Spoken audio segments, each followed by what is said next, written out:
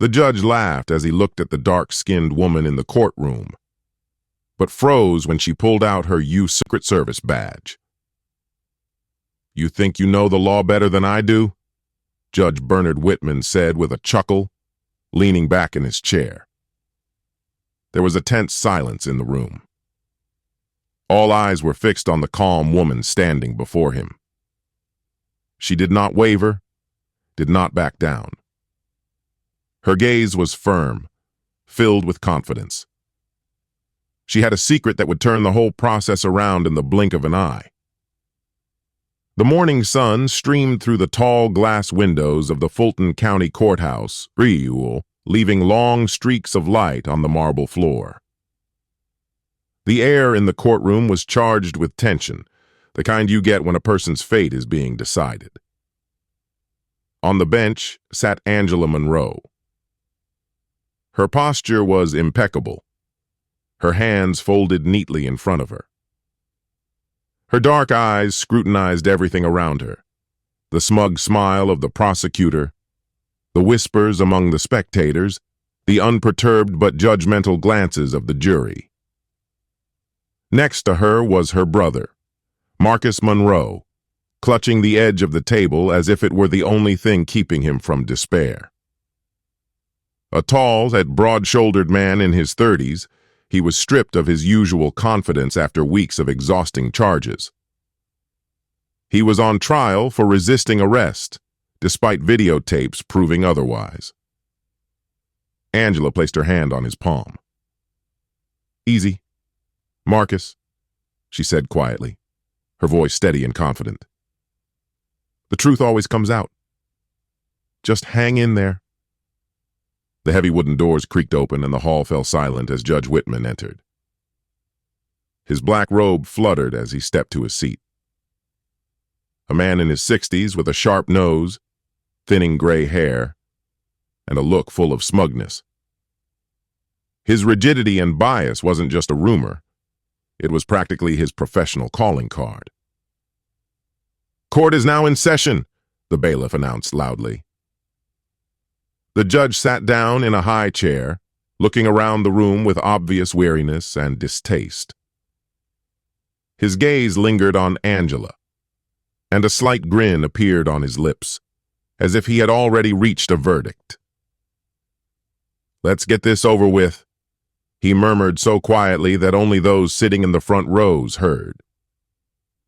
Angela didn't blink. She knew how to deal with people like him, people who only saw her for the color of her skin, not her accomplishments. She'd long ago learned not to let their arrogance hurt her. Prosecutor Daniel Reed stood up, fixing his tie with pompousness as if preparing for a great performance. "Your Honor," he began, his voice filled with self-assurance, "the evidence against the defendant is clear. This is a case of clear disobedience to the law, and no amount of justification can change that." Angela clenched her teeth, but remained silent. She'd promised Marcus she wouldn't interfere, even if every word the accuser said turned the truth upside down. Reed continued, exaggerating and distorting the facts, painting Marcus as a dangerous criminal. Angela felt sickened by every lie he told. When he finally finished, he sat back with a smug smile, confident of his victory. Judge Whitman turned his cold gaze to Marcus's defense attorney, a young lawyer who looked like he was ready to disappear under the pressure of the situation. "Well?" the judge barked. "Anything to say, or are we just going to waste my time?" The lawyer mumbled something inaudible. Angela felt a surge of frustration. This wasn't going to get this far if no one took control of the situation. With each passing hour, the judge grew more and more biased. He interrupted the lawyers, waved off objections, and when Angela took the stand as a witness, his irritation became even more apparent. "Ms. Monroe," he stretched out, leaning back in his chair. "I hope you're not going to waste my time with sentimental nonsense. We work with facts here, not emotions." Angela met his gaze calmly. "I'm here to tell the truth, Your Honor. Just the truth." The courtroom filled with muffled whispers, but the judge cut them off with a single glance. "Very well," he grinned. "Let's hear what you have to tell us." Angela stepped forward, her heels tapping crisply on the polished floor. She could feel the eyes of everyone present on her, but nothing could break her. She began to speak, confidently, clearly, detailing the events leading up to Marcus's arrest. However, the judge interrupted her time after time, growing more impatient each time. "Miss Monroe," he grinned, "you seem to consider yourself an expert on law enforcement.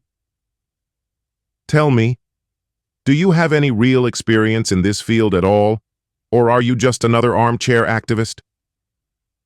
For the first time in the entire trial, Angela allowed herself a chuckle.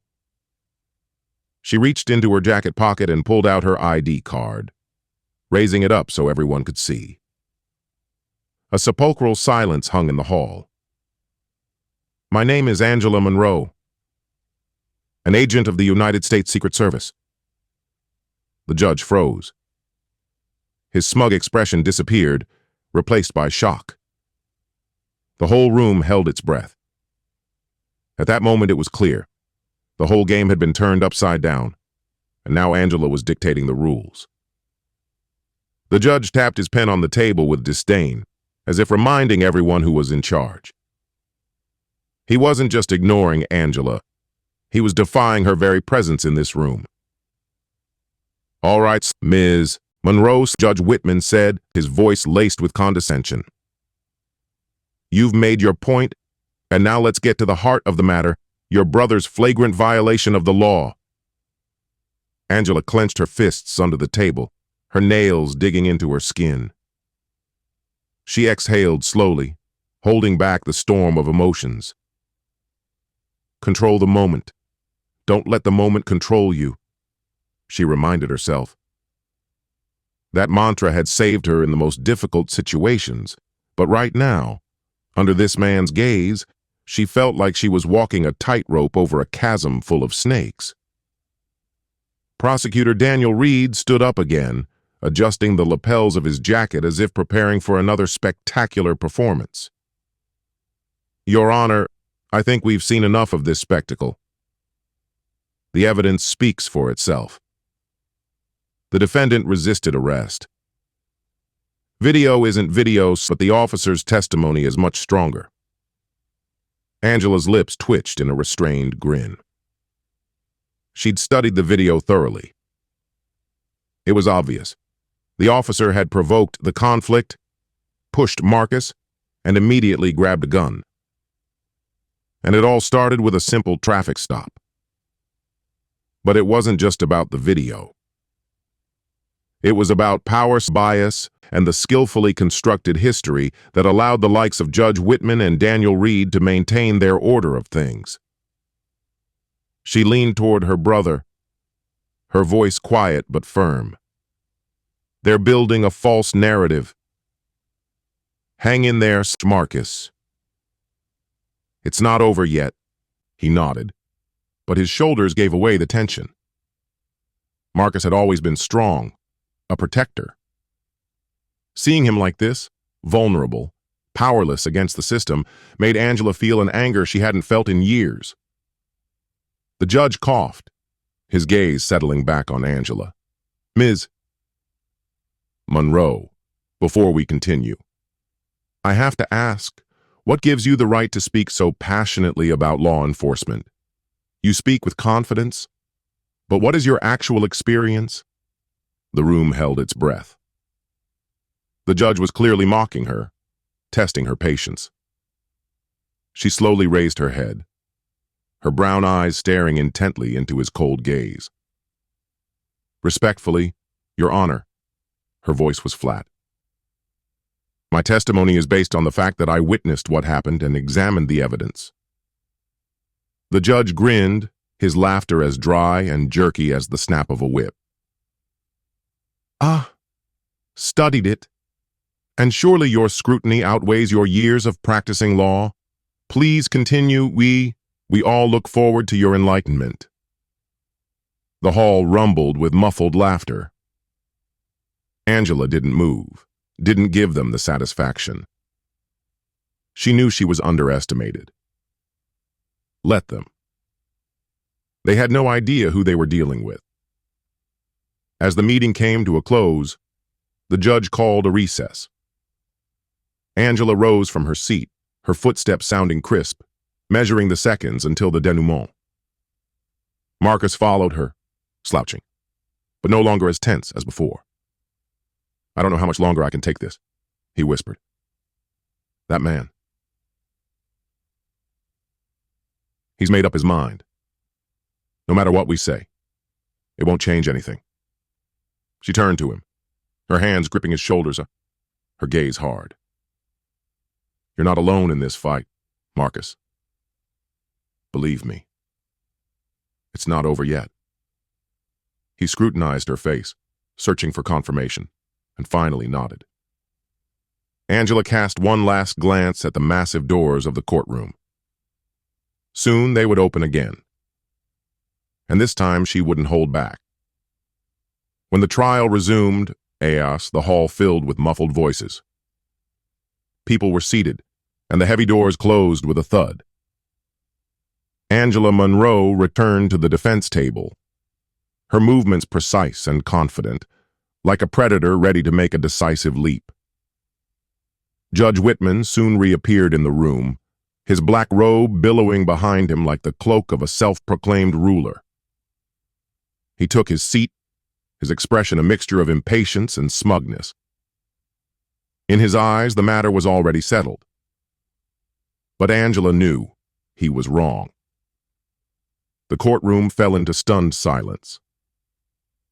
The badge Angela held in her hand glinted under the harsh light of the lamps, as if challenging Judge Whitman to a duel. A shadow of hope flickered across Marcus's face, for the first time in the long weeks of the ordeal. He had always known his sister was strong, but to see her in this moment, to see her crumble the walls of arrogance, was something unimaginably powerful. Judge Whitman leaned back in his chair, his fingers clenched on the wooden armrests, white with tension. Gone was the smug grin, and with it, the ostentatious confidence. He was used to power, used to dictating the rules, but now he was facing someone he couldn't so easily shut up. "Agent Monroe," he said, his voice sounding hoarse. "I still don't understand what your credentials have to do with this case." Angela stepped forward, her posture impeccably straight. Her gaze darted between the jury and the judge. Her words now meant for more than just him. "My credentials, Your Honor, give me the right to speak on the abuse of power. For 10 years, I worked for the United States Secret Service, act at investigating financial crimes, keeping government officials safe, and watching the law work. And today, standing before you, I see that the law doesn't work here." She tilted her head slightly, her voice steady but with undeniable firmness. "It is being used as a tool of oppression." The jurors glanced around. Some of the spectators in the audience exchanged whispers. Even Prosecutor Reed, who until that moment had looked unshaken, now sat tense, pressing his lips into a thin line. The judge frowned.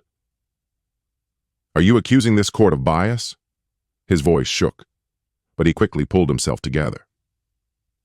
Angela grinned, but there was no mirth in her smile. "I'm not accusing, I'm pointing out the facts. Refusing to consider evidence, disregarding witnesses, excusing police misconduct. That's not justice. It's a spectacle. And it has to end." She paused, allowing her words to settle in the minds of everyone present. Judge Whitman opened his mouth to object, but suddenly realized that every word he said would now be seen as an excuse to the woman he had been trying to ridicule only minutes before. Marcus Monroe is not a criminal, wait, Angela continued, turning back to the jury. He's a victim. A victim of a system that judges people not by their actions, but by the color of their skin. If we allow this trial to continue to be a farce, we will be justifying bias, not the law.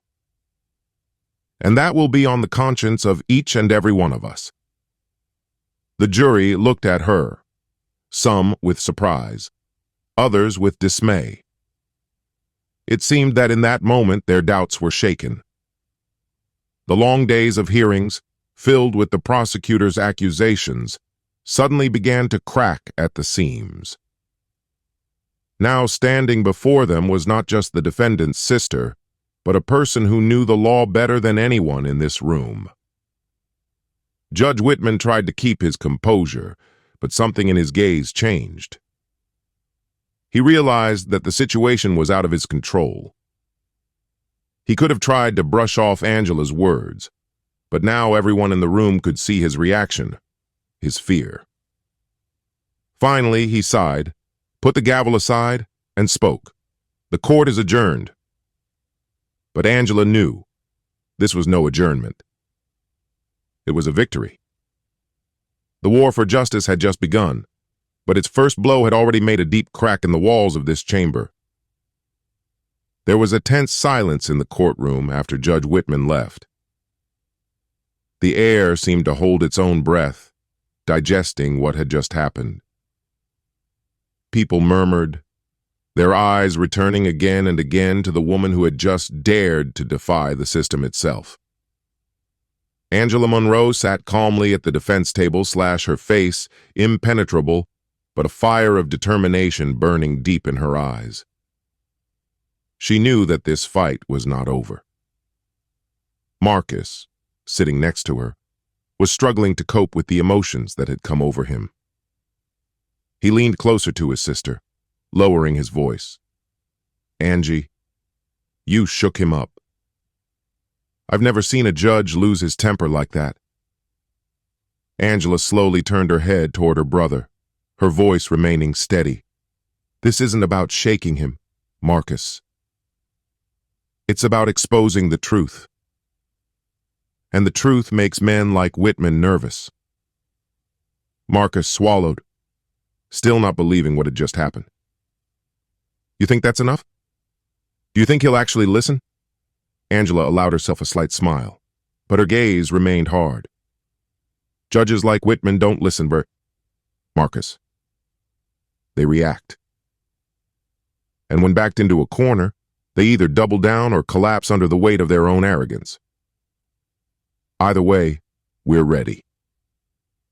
Reporters who hadn't shown much interest in the case until a short time ago were now huddled together in the hallways of the courthouse. The news that Angela Monroe is a U.S. Secret Service agent spread instantly. The Fulton County Courthouse was now the center of attention for journalists ready to expose or exonerate the system. Angela straightened in her seat, ignoring the stares of the gawkers. She was ready for this. She knew this moment would come. The courtroom doors suddenly swung open, and Judge Whitman stepped inside. His face was red with restrained rage, but something else flashed in his eyes, confusion. He took his seat at the judge's table with a quick step and, striking his gavel, reopened the session. The court resumed its session. He looked around the room, and his eyes lingered on Angela again. But now they no longer held that condescending sneer. He knew he had lost control of the situation, and he was trying to regain it.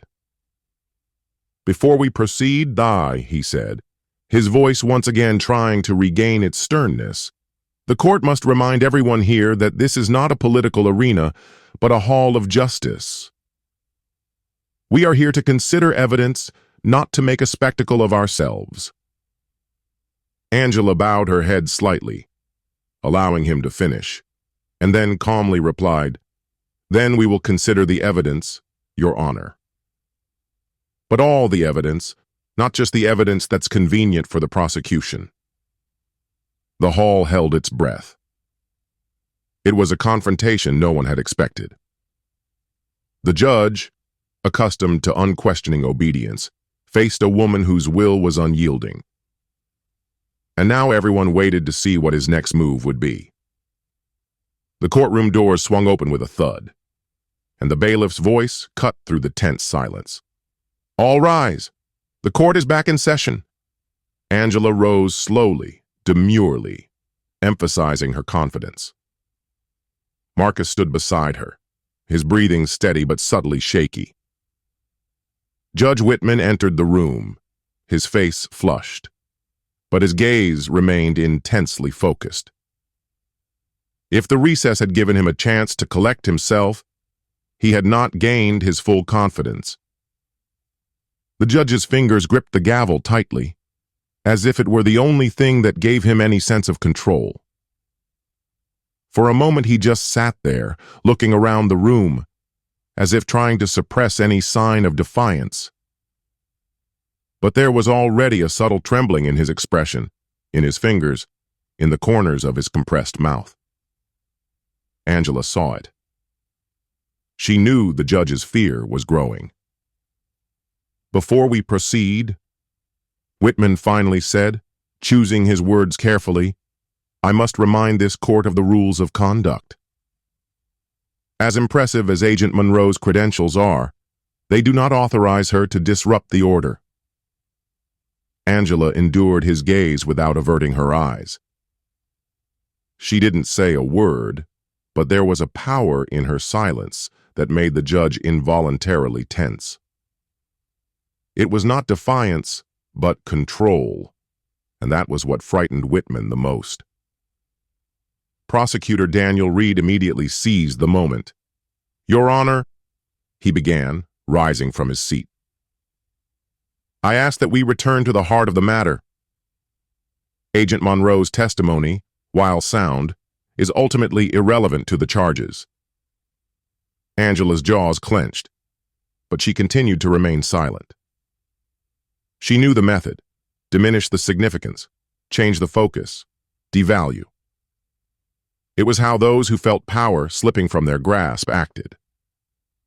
But she also knew that truth is a weapon that pierces even the thickest armor of hypocrisy. The defense attorney, feeling a surge of confidence from her presence, stood up. "Your Honor." His voice sounded firmer than before. "Agent Monroe's testimony is not just relevant, it's vital. The video/the eyewitness accounts are not just opinions/their evidence. And this court is obligated to consider them." Judge Whitman sighed heavily, clearly holding back his irritation. "Enough," he said sharply, his voice trembling slightly. "We'll review the evidence again, but I will not allow this trial to become a spectacle." The bailiff stepped forward, starting up the videotape.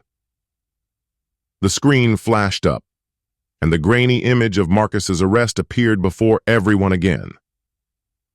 Angela watched carefully, even though she already knew every detail by heart. This wasn't just exculpatory evidence. It was an indictment not of Marcus, but of the system that had allowed this to happen. There was a tense silence in the room as the tape reached the moment where Marcus is pushed to the ground for no apparent reason. His body hit the sidewalk with a thud. There was a stifled exclamation in the audience, then a deafening buzz of discussion. Angela glanced at the jurors, noting how their expressions began to change, first doubt, then alarm, and then something more. Guilt/perhaps. When the tape ended, Judge Whitman leaned forward, interlocking his fingers. The evidence speaks for itself, he said, and his voice sounded strained. But it does not invalidate the defendant's actions. Angela rose from her seat, taking her time, as if weighing each step. Your Honor. Her voice was steady but firm. This evidence doesn't just exonerate my brother. It proves his innocence. Today, this court didn't just see the truth. It saw a system that for years had overlooked such cases. Her words echoed through the hall. In the silence that followed, the air became almost tangible. Judge Whitman's face darkened, his fingers gripping the edge of the table.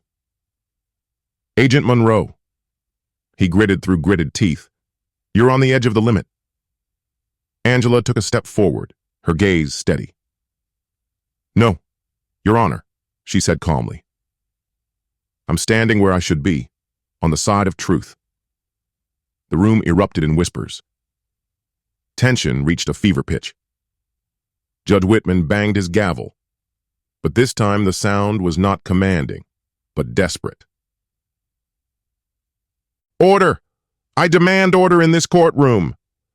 But order had already been broken, not by shouting, but by what everyone saw and heard. Angela sat down, her face impassive.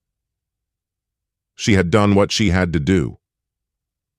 Now it was up to the system whether it would side with justice or succumb to its rottenness once more. The judge's gavel came down again, but its clatter no longer sounded like a display of power. It was more like the final blows on the cracking facade of a power that is losing its footing. When the meeting was adjourned, Angela turned to Marcus and put her hand on his shoulder. This isn't over, she said quietly. But we're closer than ever. Marcus nodded, and hope flashed in his eyes. For the first time in a long time, he allowed himself to believe that justice was more than just a word. As the courtroom doors closed behind them, Angela knew the battle was still to come. But she was ready. The fluorescent lights cast a soft light on Angela's face. For a few seconds, she just studied her brother's expression. Marcus, she said quietly but confidently, I've been in rooms where people sit who are sure they control everything. People with power/influence/ and self-confidence. They have one thing in common. When the truth comes out, they crumble. Judge Whitman is no exception. He knows the walls are closing in. Marcus glanced at her, his shoulders slumping slightly. What if he finds a way to twist the truth anyway? If he just... He stopped talking, unable to finish the thought. Angela put a hand on his shoulder, giving him support. If he twists the truth, we'll restore it. If he tries to block it, we push harder. This isn't just about you, Marcus.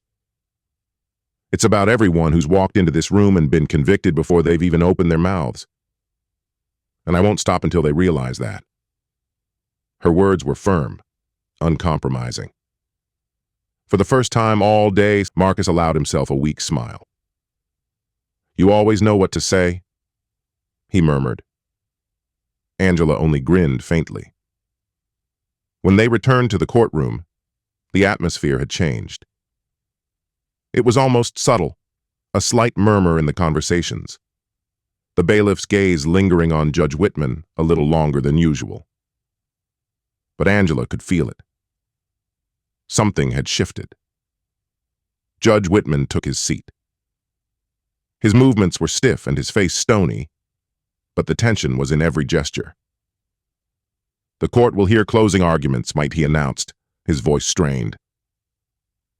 I remind you, however, that this is a courtroom, not a stage for personal dramas and theatrical performances. Angela met his gaze without averting her eyes. If he thought that tone would intimidate her, he was sorely mistaken. Prosecutor Daniel Reed stood up, adjusted his tie, and stepped to the center of the room. His confidence was back, or at least he imitated it well. "Your Honor, your members of the jury," he began in a smooth, odd-rehearsed voice. "Today we have witnessed an attempt to divert attention away from the facts. The defense has presented emotional arguments and unnecessary testimony irrelevant to the case." He walked slowly in front of the jury, mere eyes glancing around. "The truth is simple. Marcus Monroe resisted arrest. The evidence supports that. The testimony corroborates it. And while the defense tries to confuse you, the law remains unchanged." Angela looked at him calmly. She didn't interrupt, didn't look away, didn't move. She had long ago realized that silence could be a weapon, and now she was using it with surgical precision. Reed finished speaking with a smug smile and sat down. But doubt flashed in his eyes, a small crack in his carefully constructed facade. Marcus's defense counsel rose. He spoke firmly now, with a confidence he hadn't had before. "Your Honor, sudden members of the jury," he began, "this case is not about resisting arrest. This is a case about responsibility. It's about how power can be used for evil, and about how justice must not just be a word, but an action." He pointed to the screen where the video had been shown earlier. "You've seen the footage. You heard the testimony." Marcus Monroe did not fight back. He was beaten, humiliated, and wrongfully accused. And this court is obligated to recognize the truth. Angela shifted her gaze to the jury. She saw their faces change, a shadow of doubt in their eyes. Sympathy. Understanding. Justice requires courage. The lawyer finished. "And I ask you to show it today." The room froze. All eyes turned to Judge Whitman. He sat motionless, his face impenetrable. He stared at the papers in front of him for several long seconds, then raised his head and looked around the room. "The jury will recess," he announced on his voice strained. "The court will recess until the verdict is reached." He banged his gavel, then stood up, and walked quickly out of the room, giving no one a chance to speak. As soon as the door closed behind him, the hall filled with quiet conversations. Angela turned to Marcus. "That's it," she said. "Now we wait." Marcus nodded, nervously running his fingers over the fabric of his pants. "Do you think they got it right? The jury?" he asked. Angela put her hand on his arm, her touch warm and firm. "They've seen the truth, Marcus. Now it remains to be seen if they have the courage to admit it." And as the courtroom slowly emptied, Angela didn't move. Her mind worked in analyzing every moment, every possible outcome. She knew the battle wasn't over. But she also knew the truth always finds a way, even in the darkest of places. Now all that was left to do was wait. The courtroom held its breath. Tension hung in the air, thick as the thunder before a storm. The bailiff stepped forward, his voice cutting through the tense silence. "All rise." The jury had reached a verdict. The room murmured, but quickly fell silent again. People stood up, their gazes darting from judge to jury to defendant. Angela rose slowly, smoothly smoothing her jacket, her movements remaining impeccably calm. Beside her, Marcus stood with a frozen expression, his hands trembling weakly. She placed her palm on his forearm, as if to remind him he was not alone. Judge Bernard Whitman entered the room, his face a mask of neutrality, but Angela could see how tense his movements were.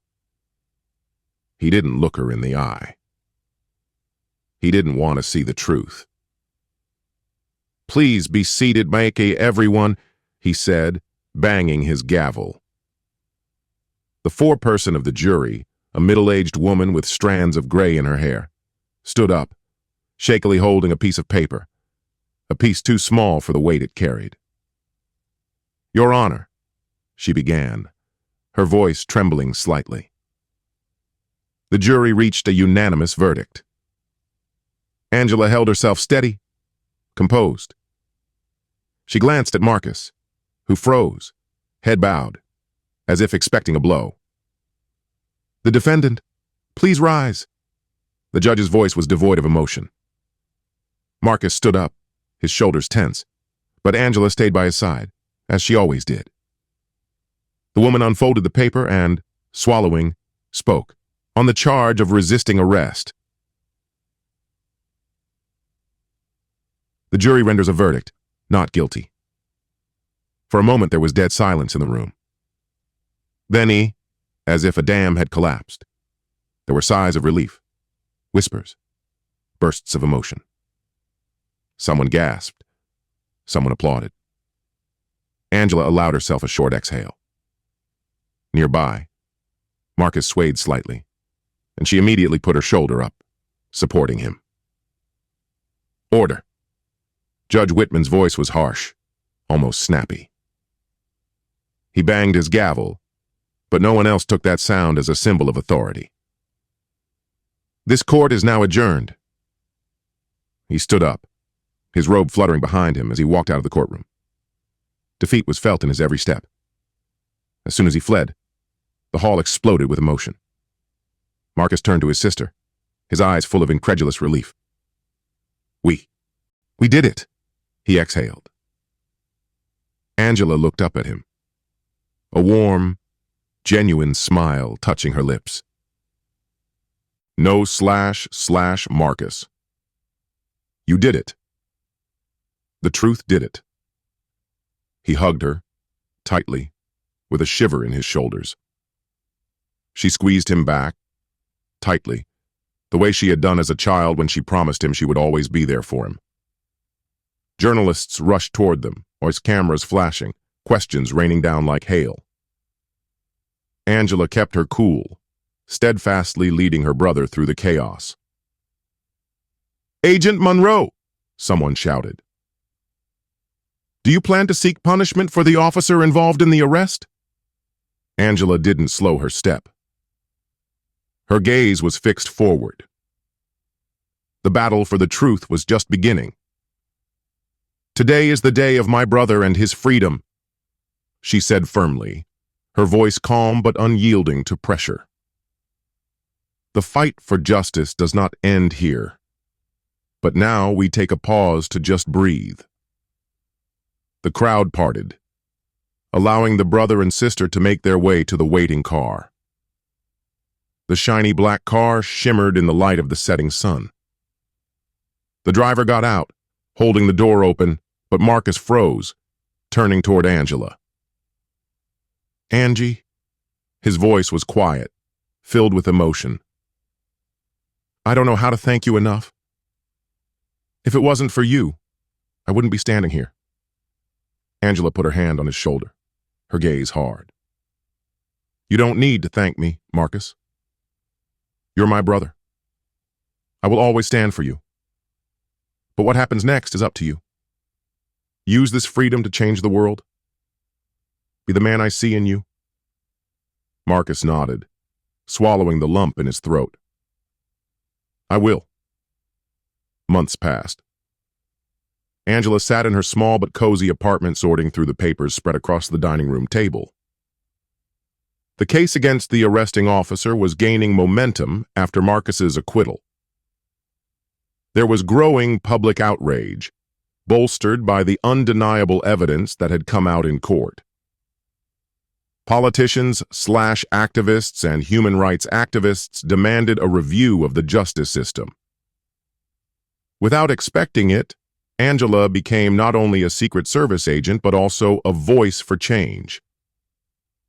She spoke at forums, met with human rights organizations, and helped shine a light on miscarriages of justice. Her phone vibrated, bringing her out of her musings. Marcus's name popped up on the screen. "Hey, Angie," he said with a lightness in his voice that hadn't been there in a while. "I spoke at the youth center today. Told my story. You know, these guys. They're going through what I'm going through. I think it means something to them." Angela smiled, pride warming her heart. "That's amazing, Marcus. I'm proud of you." "You should have seen their faces," he continued. "I told them what you told me, that the fight isn't over, but that doesn't mean we stop fighting." Angela leaned back in her chair, feeling her resolve strengthen. "You're doing an important thing, Marcus. Don't stop." They talked for a few more minutes before hanging up. There was silence in the room again, but now there was no emptiness in it, only the certainty that moving forward was inevitable. A few weeks later, Angela stood on the stage of a crowded auditorium. The bright spotlight emphasized her silhouette. The room was packed with lawyers and students, activists, and community members ready to hear words about justice reform. She came out here not as a Secret Service agent, but as a sister, a witness, and a fighter for justice. "Justice is not a guarantee," she began, her voice firm but heartfelt. "It is something we must fight for, something we must demand. My brother's story is just one of many. But it reminds us, when we stand shoulder to shoulder, when we don't let ourselves be silenced, change is possible." She paused, allowing the words to penetrate the hearts of her listeners. "It's not just about Marcus. It's not just about me. It's about everyone who has been silenced, who has been rejected, who has been judged before they even open their mouths. It's about a system in which humanity should be above bias and truth, above power." The audience burst into applause, but Angela didn't move. She looked around the room, feeling that every phrase she uttered carried responsibility. And with it, hope. As she stepped back, walking off the stage to a thunderous ovation, Angela knew the fight wasn't over. But for the first time in a long time, she felt ready. She had found her purpose, not only to protect people, but to stand up for the truth. And as the audience rose, united in a single outpouring of support, Angela Monroe left the stage with her head held high, ready to face the future.